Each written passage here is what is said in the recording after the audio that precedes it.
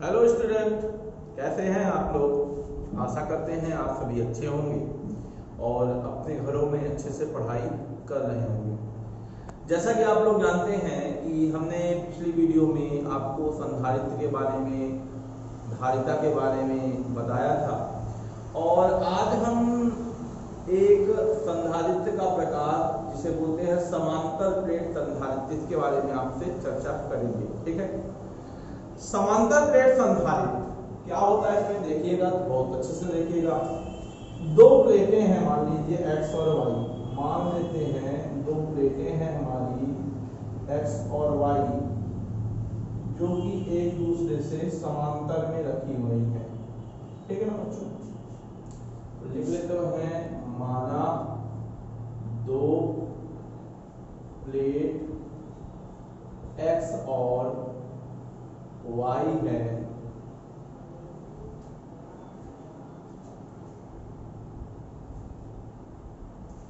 जो कि एक दूसरे से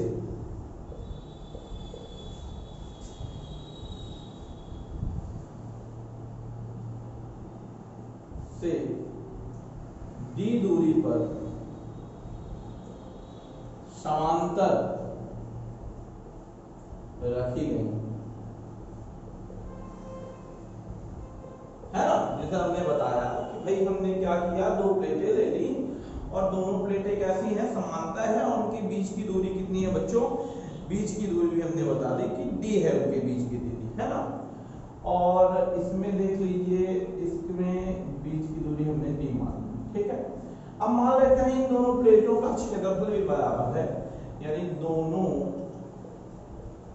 प्लेटों का अनुप्रस्थ काट का क्षेत्रफल, अनुप्रस्थ काट का क्षेत्रफल जो है वो a है। ठीक है ना। हमने क्या किया, ये x y प्लेटें हैं, लिख लेते हैं भाई ये x है और ये y है, ऐसे लिख लेते हैं x और ये हो गया हमारा y। दो प्लेटें हैं जो कि एक दूसरे से कितनी दूरी पर रखी हुई हैं, रखी हुई हैं d दूरी पर, हमने बताया था आपको। अब मान लेते हैं कि इसके बीच में k परावैद्युत माध्यम रखा गया है, इसके बीच में क्या रखा गया है, k परावैद्युत माध्यम कोई भी रखा गया है ना, दोनों प्लेटों के बीच में, है ना। तो लिख दो इसको भी, माना दोनों प्लेटों के बीच के परावैद्युतांक रखा, वैद्युतांक का माध्यम रखा। ठीक है ना बच्चों, इतनी चीज मैं आपको बता दिया हूं। ठीक है ना। अब देखिएगा, बहुत अच्छे से, ध्यान से, बहुत मजे से देखिएगा। अब हम क्या करते हैं भाई, संधारित्र है, संधारित्र में हमने क्या बताया था कल कि यदि हम एक आवेशित चालक के समीप एक अनावेशित चालक रख देते हैं तो उसके पास वाली सतह पर प्लस आवेश आ जाता है और दूरवर्ती सतह पर माइनस आवेश आ जाता है। और अगर हम क्या करें कि दूसरी प्लेट को भूमि से संपर्क में कर दे तो यह व्यवस्था, तो इस व्यवस्था से उस परिपथ का या इस संधारित्र का जो धारिता है वह बढ़ जाती है और यही व्यवस्था संधारित्र कहलाती है। ठीक है ना। तो देखिएगा, सीधी सी बात है, तो हमने क्या किया, इस पर प्लस q आवेश दे दिया, तो जो कि इसके प्लेटों के चारों तरफ क्या हो गया, फैल गया बेटा। हो गया कि नहीं हो गया, बिल्कुल हो गया। ठीक है। अब मैंने जैसे उसमें बताया था कि विद्युत चुंबकीय प्रेरण की वजह से होगा क्या कि y के पास वाली सतह पर माइनस q प्रेरित हो जाएगा बच्चों। क्या प्रेरित हो जाएगा, माइनस q प्रेरित हो जाएगा और बाद वाली सतह पर प्लस q प्रेरित हो जाएगा। ठीक है ना। अगर हम इसका संपर्क कर दें किससे बच्चों, पृथ्वी से कर दें तो ये पूरा प्लस आवेश कहाँ चला जाएगा, ये प्लस आवेश पृथ्वी पे चला जाएगा और इस पर केवल कौन सा आवेश शेष बचेगा, माइनस आवेश वाई प्लेट पर शेष बचेगा। इसको लिखने की आवश्यकता नहीं है, आप लिखना चाहे तो लिख सकते हैं कि हमने क्या किया, यक्स वाली प्लेट पर प्लस आवेश दिया तो हुआ क्या कि जो दूसरी प्लेट वाई थी, वाई की दो प्लेटें हैं, एक पास वाली सतह है, एक दूरवर्ती सतह है, तो पास वाली सतह पे माइनस क्यू आवेश प्रेरित हो गया और बाद वाले सतह पर प्लस आवेश प्रेरित हो गया और इसका संपर्क हमने भूमि से कर दिया, इसलिए पूरा प्लस आवेश जमीन पर चला गया और कितना माइनस आवेश ही शेष बचा। ठीक है ना बच्चों, समझ में आया इतना, ये हमने अभी इसका थोड़ा सा कॉन्सेप्ट बताया है आपको। ठीक है ना, अब देखिए यदि मान लें कि इसका आवेश पृष्ठ घनत्व सिग्मा है और इसका माइनस सिग्मा, क्या है भाई ये आवेश पृष्ठ घनत्व। एक आवेश पृष्ठ घनत्व का मतलब एक परिभाषा है इसकी कि एकांक क्षेत्रफल में उपस्थित आवेशों की संख्या को हम आवेश पृष्ठ घनत्व कहते हैं। क्या बोला हमने, एकांक क्षेत्रफल पे उपस्थित आवेशों की संख्या को हम क्या बोलते हैं, आवेश की संख्या क्या कहलाती है, हमारी आवेश पृष्ठ घनत्व कहलाती है। और सिग्मा बराबर होता है Q अपॉन E, बाद में लिखेंगे भी, ध्यान रखना, ये अगर एकांक हो जाएगा तो आवेश जो है सिग्मा के बराबर हो जाएगा। ठीक है, तो यदि मान लेते हैं x प्लेट पर आवेश पृष्ठ घनत्व, यदि x प्लेट पर आवेश पृष्ठ घनत्व सिग्मा तथा y प्लेट पर आवेश पृष्ठ घनत्व माइनस सिग्मा है। ठीक है, कितना है, माइनस सिग्मा होगा, ऐसा है ना। यदि प्लेट x पर आवेश पर सिग्मा हो तो आवेश पृष्ठ घनत्व इसमें कितना होगा, y प्लेट पर आवेश पृष्ठ घनत्व माइनस सिग्मा होगा। बस इतना लिख दिया। अब देखिए, अब यहाँ पास आपको एक चीज और समझनी है कि भाई ये x के इधर साइड देखिए, इधर साइड विद्युत क्षेत्र कुछ नहीं होगा, y के उधर साइड कोई विद्युत क्षेत्र नहीं होगा, लेकिन यहाँ पास क्योंकि दूरी कम माने अगर, तो यहाँ पास क्या होगा, एक समान विद्युत क्षेत्र पाया जाएगा। कौन सा विद्युत क्षेत्र पाया जाएगा, एक समान विद्युत क्षेत्र पाया जाएगा। अगर किनारों बस को छोड़ दो, किनारों पे ऐसा नहीं होगा, ठीक है, तो ये किनारे बस को छोड़ दो तो बाकी सब जगह एक समान विद्युत क्षेत्र पाया जाएगा और दोनों प्लेटों के बीच में जो विद्युत क्षेत्र कितना होगा, देखिए दोनों प्लेटों के बीच में जो विद्युत क्षेत्र होगा वो, ये टर्म आपको याद रखना पड़ेगा, E बराबर होगा सिग्मा एप्सिलॉन 0 K। कितना होगा, सिग्मा एप्सिलॉन 0 K। ठीक है ना, इसको ले लेना है हमको, समीकरण नंबर 1 ले लेना है। तो ये कहाँ, ये जो है आवेश वितरण के सिद्धांत से आया है। ठीक है, जब हम आवेश वितरण के सिद्धांत का उपयोग करते हैं तब E बराबर सिग्मा एप्सिलॉन 0 K आता है। ठीक है, ये क्या है, दोनों प्लेटों के बीच जो विद्युत क्षेत्र का व्यंजक है हमारा। ठीक है ना, अब ये देखिए, इसमें एक बात ध्यान रखिए, मैंने अभी ये विद्युत क्षेत्र के बारे में बताया कि दोनों प्लेटों के बीच में जो विद्युत क्षेत्र होगा एक समान होगा। ठीक है, लेकिन किनारों को छोड़ दें, किनारों में विद्युत क्षेत्र थोड़ा आपका, किनारों को अगर छोड़ दिया जाए तो बीच में सभी जगह विद्युत क्षेत्र की एक समान होगी, यानी विद्युत बल रेखाएं समांतर होंगी, है ना।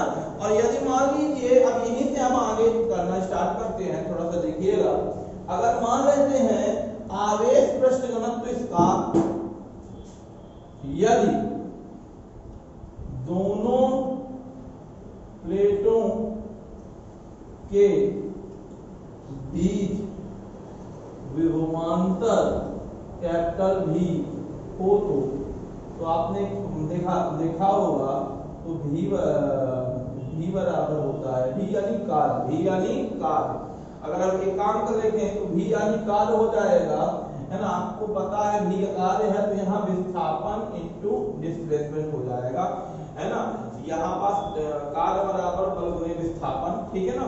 तो यहाँ पास देखिए E इंटू डी आ जाएगा। अब E की वैल्यू समीकरण नंबर 1 से लिख दीजिए, समीकरण नंबर 1 से क्या हो जाएगा, ये क्या आ गया हमारा भी विभवांतर आ गया, है ना, दोनों प्लेटों के बीच विभवांतर, और दोनों प्लेटों के बीच विभवांतर भी है, प्रतियोगिता ही है, E into D equal to भी। E की वैल्यू पुट करोगे तो कितना आ जाएगा, V बराबर सिग्मा एप्सिलॉन 0 के और साथ में क्या आ गया, D आ गया। इतना समझ में आया बच्चों? इसको आप लोग इसके फॉर्मूले लेंगे, देख लीजिएगा इसको। अब देखिए मैं इसको मिटा रहा हूँ, ठीक है, नोट कर लीजिएगा आप लोग। देखिए अब थोड़ा सा हम आगे आते हैं, हम लोग क्या करेंगे, हम देखिएगा।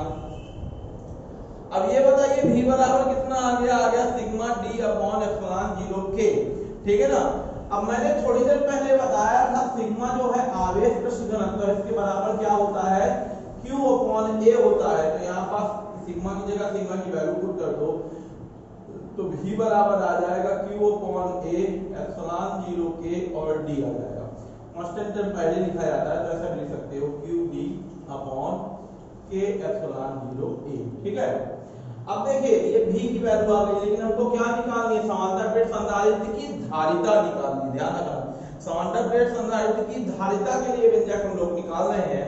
तो धारिता का फार्मूला आप लोगों को पता है ना, कल बताया था, क्या बताया था, यदि संधारित्र की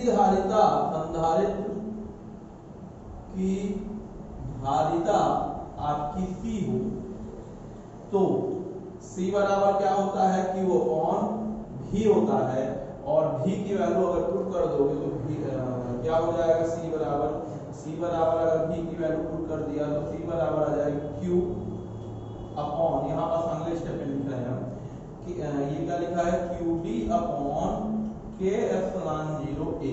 Q से Q कैंसिल, ये पहुंच जाएगा कहाँ बच्चों, ऊपर पहुंच जाएगा। तो अब यहाँ पास देखिए, यहाँ पास अगर बताए हम तो क्या हो जाएगा, देखिए A ऊपर पहुंच जाएगा तो ये आ जाएगा C बराबर A अपॉन ये पूरा पहुंच जाएगा ना, A के ऊपर पहुंचेगा K एप्सिलॉन 0 A और अपॉन कितना आ गया D। यही है संधारित्र की, समांतर प्लेट संधारित्र की धारिता के लिए व्यंजक C बराबर K epsilon 0 A upon D। यहाँ D क्या है, दोनों प्लेटों के बीच की दूरी, A क्या है, प्लेटों का अनुप्रस्थ काट का क्षेत्रफल, एप्सिलॉन 0 की वैल्यू 8.85 × 10⁻⁻12 और क्या हो जाएगा, कूलम स्क्वायर प्रति न्यूटन मीटर स्क्वायर, और K क्या है, परावैद्युतांक है, ठीक है ना। तो ये हमारी वैल्यू आ गई। इसमें मेन चीज देख लीजिए, मैंने क्या बताया आपको, मेन चीज E बराबर होता है सिग्मा अपॉन एप्सिलॉन 0 के और V बराबर E इंटू डी आ गया, ठीक है ना। V बराबर E इंटू डी, तो E की जगह E की वैल्यू लिख दिया। बल गुणे विस्थापन है, ऐसा समझिए, कार्य है, ये क्या है, बल है, बल गुणे विस्थापन हमने कर दिया। सिग्मा अपॉन इतना लिख दिया, और यहाँ पास क्या हो गया, हमने इनकी वैल्यू पुट कर दी, V की वैल्यू और फिर सिग्मा की वैल्यू पुट कर दी, है ना। तो यहाँ सिग्मा की वैल्यू पुट कर दी तो क्या हो जाएगा, सिग्मा की वैल्यू पुट कर दी तो V की value QD upon K epsilon 0 A आ गई, है ना। और इसकी वैल्यू हमने C की जगह रख दी। आपको पता है C बराबर क्या होता है, Q अपॉन V होता है, और यहाँ पास आ गया हमारा कितना आ गया, C बराबर K epsilon 0 A upon D। ये कब है, जब परावैद्युत माध्यम बीच में रखा गया हो, तब समांतर प्लेट संधारित्र की धारिता का व्यंजक है, ठीक है। डायग्राम तो बना लिया होगा आपने। अब हम मैं देखिए, अब डायग्राम मिटाकर मैं फिर इससे संबंधित सवाल उठाता हूँ, ठीक है। सवाल क्या, इससे संबंधित थोड़ा सा और आगे। अब यदि मान लो, यदि दोनों प्लेटों के मध्य वायु या निर्वात हो, तो वायु निर्वात होता है तो कितना होता है बच्चों, 1 हो जाता है। तो C बराबर कितना आ जाएगा, epsilon 0 A upon D, K epsilon हट जाएगा, और ये आएगा हमारा नया answer epsilon 0 A upon D, है ना। तो ये क्या आ गया हमारा, ये आ गया हमारा समांतर प्लेट संधारित्र की धारिता के लिए व्यंजक आ गया, जो कि बहुत सरल है, आसान है, और आप आसानी से इसको कर सकते हैं। और पेपर की दृष्टि में ये बहुत इंपॉर्टेंट है, ठीक है ना। पिछले साल ये पेपर में आया था आपके, ठीक है ना। क्या क्वेश्चन था कि समांतर प्लेट संधारित्र की धारिता के लिए व्यंजक ज्ञात कीजिए तथा यह किस किस पल को प्रभावित करता है ना। संधारित्र की धारिता किस किस कारकों पर निर्भर करती है, ऐसा क्वेश्चन आया। तो बच्चों देखा आपने क्या, कभी समांतर प्लेट संधारित्र। देखिए आप लोगों के लिए अगला टॉपिक जो है वो ये है कि समांतर प्लेट संधारित्र की धारिता को प्रभावित करने वाले कारक। ध्यान रखिए कि ये आपको क्वेश्चन कई बार अकेले नहीं आएगा। पहली बात मैं बता दूं, ये आएगा तो व्यंजक के साथ में ही आएगा। बस आपको ये समझना है कि अगर आप व्यंजक निकाल लेते हैं तो ये भी निकालना आपको बहुत आसान होता है। क्यों? देखिए व्यंजक क्या है, निकला हमारा C बराबर क्या निकला था बताइए, C बराबर निकला ε0 KA/D। देखिए हर एक चीज टर्म को ध्यान देना है, बहुत अच्छे से समझ में आ जाएगा। पहला तो आप देखिए A, देखिए भाई A क्या है हमारा क्षेत्रफल। तो प्लेटों के क्षेत्रफल पर, प्लेटों के क्षेत्रफल पर अब देखिए प्लेटों के क्षेत्रफल कैसे डिपेंड करेगा। देखिए C प्रोपोर्शन डायरेक्ट दिख रहा है ना, देखिए C को A से डायरेक्ट संबंध दिख रहा है, यानी C प्रोपोर्शनल टू A, ठीक है ना। यानी कि C का A का मान अगर बढ़ेगा, एरिया बढ़ेगा आपका, किसका, प्लेट का एरिया बढ़ेगा, प्लेटों का क्षेत्रफल बढ़ेगा, तो सीधी सी बात है धारिता भी आपकी बढ़ेगी। क्यों? क्योंकि जो क्षेत्रफल, प्लेटों का क्षेत्रफल होता है वो जो है आपके धारिता के अनुप्रमानुपाती होता है। इसी वजह से आपका अगर हम प्लेटों का क्षेत्रफल बढ़ा देंगे तो क्या हो जाएगा, प्लेटों के क्षेत्रफल बढ़ा देने पर उसकी धारिता, संधारित्र की, समांतर प्लेट संधारित्र की धारिता भी बढ़ जाएगी, ठीक है ना।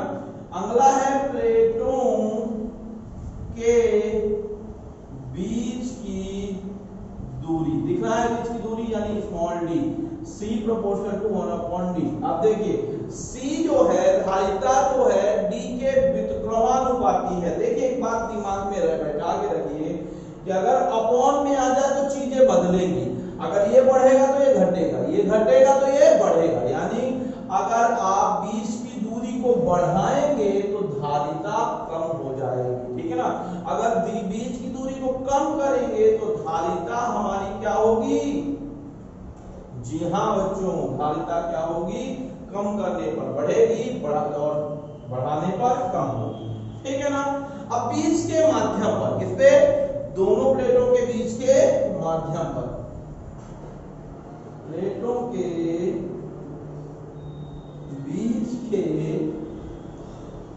माध्यम पर, यानी कि C प्रोपोर्शनल टू 1/K, अरे C प्रोपोर्शनल टू K, देख रहे हैं K यानी माध्यम परावैद्युतांक। यानी सीधी सी बात है, इसको ऐसा ना लिखेंगे, यानी सीधी सी बात है K परावैद्युतांक अगर भर दिया जाएगा तो विद्युत धारिता भी K गुनी बढ़ जाएगी। K परावैद्युतांक बढ़ जाएगा तो C भी बढ़ेगा, यानी सीधी सी बात है K का मान जब बढ़ाएंगे, परावैद्युतांक का मान बढ़ाने पर धारिता का मान भी बढ़ेगा। बीच के माध्यम को ऐसा अगर लिख दें कि K अगर बड़ा वैल्यू रखेंगे तो C बढ़ेगा, कम वाला वैल्यू रखेंगे तो C कम होगा। बस यही था, तीन चीजों पर ही निर्भर करता है C, किस किस पर, प्लेटों के क्षेत्रफल पर, प्लेटों के बीच की दूरी पर, प्लेटों के बीच के माध्यम पर बच्चों निर्भर करता है, ठीक है ना बच्चों। तो ये था हमारा समांतर प्लेट संधारित्र की धारिता को प्रभावित करने वाले कारक। मैंने आपको कई बार बताया है कि कभी भी आप व्यंजक लगाने के बाद सवाल जरूर लगाएं, ठीक है। सवाल नहीं लगाएंगे तो चीजें समझ में नहीं आएंगी। अब इससे संबंधित सवाल हम करते हैं, देखिएगा। ये हमारा, इस सवाल के बाद ये हमारा वीडियो समाप्त हो जाएगा। बहुत इजी वे में मैं समझा रहा हूँ आपको, ध्यान से देखिए, बहुत आसान है, बहुत तरीके से आपको बन जाएगा, ठीक है ना। देखिए लिखा हुआ है, क्वेश्चन तो बहुत सारे क्वेश्चन में करवा रहा हूँ।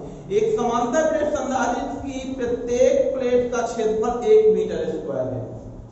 क्वेश्चन है हमारा, एक समांतर प्लेट संधारित्र की प्रत्येक प्लेट का क्षेत्रफल कि प्रत्येक प्लेट का क्षेत्रफल